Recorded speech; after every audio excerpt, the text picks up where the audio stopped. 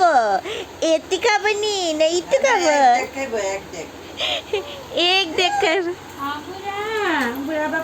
হে everyone, ফার্স্টের ক্লিপটা দেখা সেটা তো আজকে আশা করি তোমরা বুঝতেই পারতেছো এই ভিডিওটা কবে। ফাইনালি আমি আজকে লইয়া পড়ছি ডুগুর অন্নপ্রাশনের ব্লগ।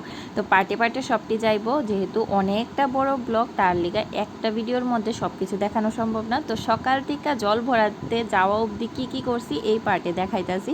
তো সকালবেলা উঠা সেরেই কিন্তু স্নান টান করিয়া 7:30টার মধ্যে পূজা দিয়া লাইছিলাম, কারণ আমার বান্ধবী 8টার সময় আয়া পড়বো আমরা সাজানের লিগা। কারণ একদিনে যেহেতু আমরা সব কিছু, তার কারণে আমরা খুব তাড়াহুড়া আসিল। আর এখানে দেখো আমার ভাসুরজি আর ভাসুরের ছেলেরা মিললে সেটা বারান্দার মধ্যে কি সুন্দর ডেকোরেশন করছে হলদির লিগা। তারা কিন্তু একা হাতে এডি করছে, খুবই সুন্দর হয়েছে, সবাই কইছে।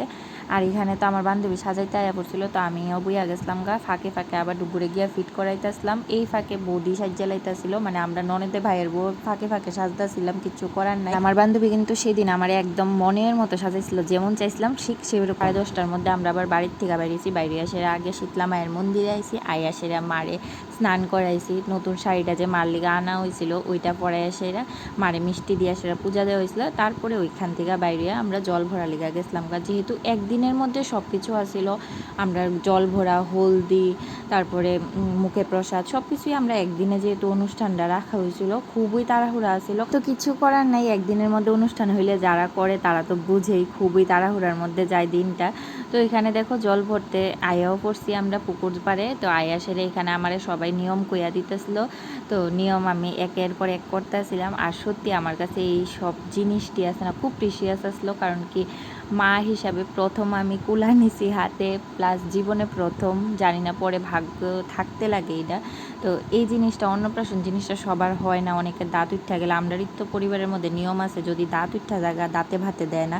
তো আমরা আছে না খুব প্রে করতেছিলাম যে অন্নপ্রাশনটা যাতে হয়। কেমন রেয়ার আসিল, হের অন্নপ্রাশন গেছে 1 সপ্তাহ পরে হের দাঁত উঠা গেছে গা। তো মানে ভাগ্য যে থাকতে লাগে এটা এখানেই বোঝা যায়। তো যাই হোক, এখানে দেখো তেল সিঁদুর ভাসানোর পরে তেলটা কি সুন্দরভাবে কালার হয়েছে, মানে ক্যামেরাতে এত সুন্দর হইতেছে না, কিন্তু সামনাসামনি খুব সুন্দর হয়েছিল। আর জল ভরে আওয়ার পথে আমরা যেই পরিমাণে নাচানাচি করছি, এই দিয়ে আমি শেয়ার করুম কিন্তু শর্টসের মাধ্যমে। এখানে বাড়িতে আয়া সেটা জাল তারা কি না